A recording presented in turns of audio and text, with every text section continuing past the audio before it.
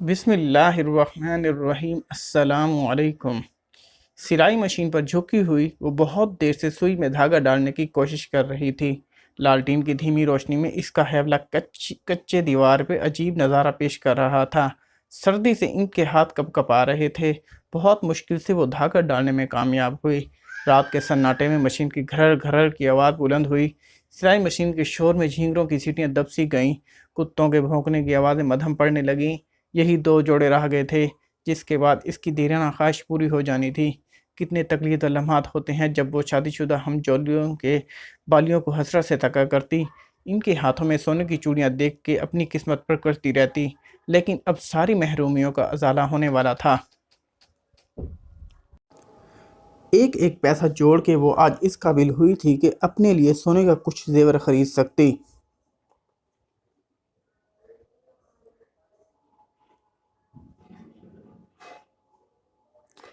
इनका नसीब बुरा था, शक्ल बुरी थी, या शायद जोड़े बनाने वाले ने इनका जोड़ बनाया ही नहीं था। जवानी कब की ढल चुकी थी। माँ की ममता और बाप की शफ़क़त से बचपन में ही महरूम हो गई थी। एक भाई और भाभी का ही आसरा था। भाभी को शुरू-शुरू में इनकी सिलाई कढ़ाई से बला की चिढ़ थी। रोज़ाना सर को चादर से बाँध के सर के दर्द की शिकायतें करती, मगर जब भाई बेरोज़गार हुआ था, तो इसने ही सिलाई के पैसों से घर के गिरते हुए निज़ाम को यूँ सहारा दिया कि भाई के साथ-साथ भाभी भी इसकी गर्विदा बन गई। सिलाई मशीन की आवाज़ से अब इन्हें कोई मसला नहीं था, बल्कि अपने रिश्तेदारों को भी इनकी नफ़ीस सिलाई की तारीफ़ करने लगी थी। देखते-देखते इसका काम बढ़ने लगा। दिन-रात की मेहनत का ये समर था कि इनके ख्वाब को ताबीर मिलने वाली थी। सुबह नाश्ते के बाद इसने जमा किए हुए मुड़े-तुड़े नोट पुराने संदूक से निकाल के भाई के हवाले किए। चंद दिनों बाद एक प्यारा सा सोने का हार इसके गले की ज़ीनत बन गया।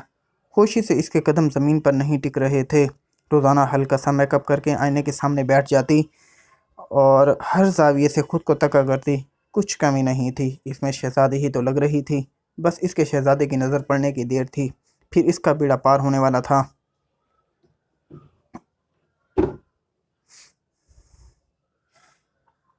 इन्हें बहुत अच्छा लगता जब गांव की औरतें इसके खूबसूरत हार की तारीफ़ें करतीं, इन्हें मुबारकबाद देतीं, रश्क भरी निगाहों से हार को तका करतीं। अपनी खुशबख्ती पर नाज़ा वो गांव भर में इतराती फिरती थी, लेकिन ये खुशियों का ये दौर ज़्यादा देर तक नहीं चल सका। इसका इकलौता भाई शदीद बीमार हुआ। दिन ब दिन इसका मजबूत वजूद कमज़ोर से कमज़ोर होने लगा। बन्नू के डॉक्टरों से ना मर्ज़ की तशख़ीस हो सकी और ना कसम किस्म की दवाओं से अफाका नसीब हुआ। मजबूरन इन्हें पेशावर ले जाया गया, जहाँ पर मर्ज़ की तशख़ीस काले यरकान से हुई और इनका इलाज शुरू हुआ। पेशावर जैसे शहर में बीमारी के इलाज के लिए बहुत पैसा चाहिए होता है। जो जमा पूंजी थी वो पहली बार में ही इलाज की नज़र हो गई। दोबारा पेशावर ले जाने के लिए गांव के हर घर से कर्जा मांगा गया, मगर ज़्यादातर घरों से मायूस कुन जवाब ही मिला।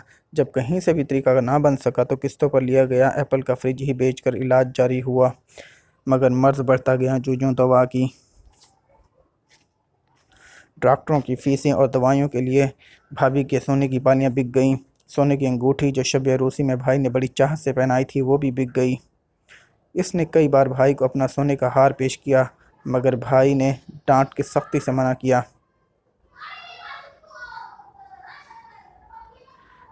चंद दिनों में भाई की तबीयत बहुत ज़्यादा बिगड़ गई। बन्नू के डॉक्टरों ने जवाब दे दिया कि जितना जल्दी हो सके मरीज़ को पेशावर ले जाया जाए, और घर में फूटी कोड़ी भी नहीं थी। इसने पड़ोस में चचा नवाजुद्दीन को हार हवाले किया और रोते हुए इल्तिजा की कि जल्दी से हार को बेचकर मेरे प्यारे भाई को बचाया जाए।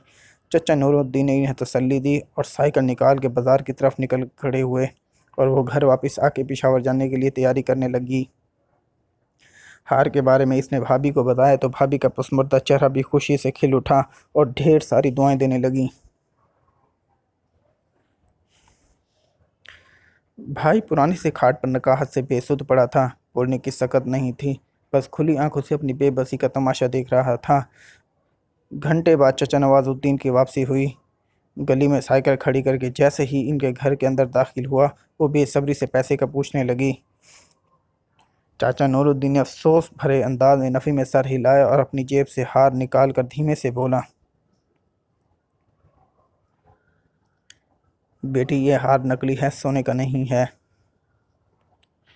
अल्फाज क्या थे? उबलता हुआ शीशा था जो इसके कान में ज़बरदस्त डीला गया। बेइंतहा दुख से इसके मुंह से लंबी सी सिसकारी निकली। गर्दन घुमा के शिकवा भरी निगाहों से भाई की तरफ देखा, जिसकी खुली आंखें झुकने की कोशिश में बेजान हो चुकी थीं। और रुखसार पर फैलता हुआ एक मोटा सा आंसू माफ़ी का खासगार था।